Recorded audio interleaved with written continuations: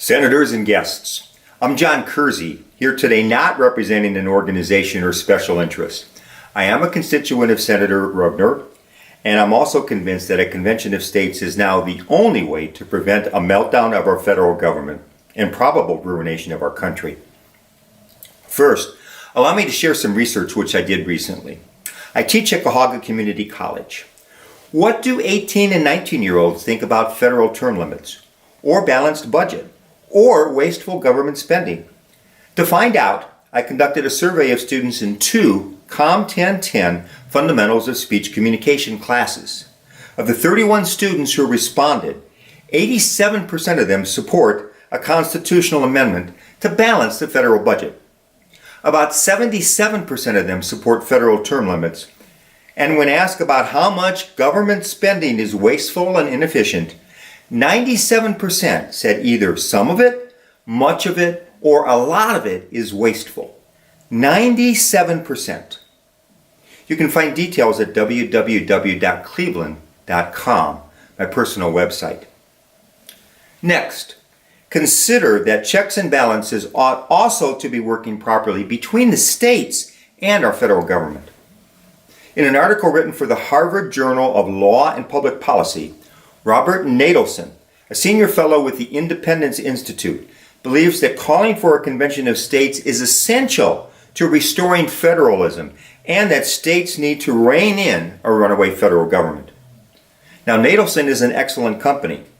In one of his Federalist papers, James Madison wrote this, quote, "The powers delegated by the proposed Constitution to the federal government are few and defined. Those are to which to remain in the state governments are numerous and indefinite." What Madison and all our framers wanted was federalism in the sense that much of the power to govern would reside at the state level, not in Washington. They sought to prevent a runaway federal government. Need proof? Just count the words used in the Constitution itself. The word Congress is mentioned there 23 times. President is mentioned 30 times. The word judicial, just 6 times. The words state or states are mentioned 174 times in our Constitution. Now, Brit Hume, who's been covering Washington, D.C. for nearly 55 years, is now saying repeatedly that Congress is completely unable to rein in federal expenditures. Finally, let's finish this afternoon with a thought from Abraham Lincoln. Lincoln's train made 3 stops in Ohio on its way to Washington in 1861 for Lincoln's inauguration. When in Cleveland, he said this, quote, "If all do not join now to save the good old ship of the Union on this voyage, nobody will have a chance to pilot her on another voyage." Ohio Senators, that ship is in great danger again in 2025.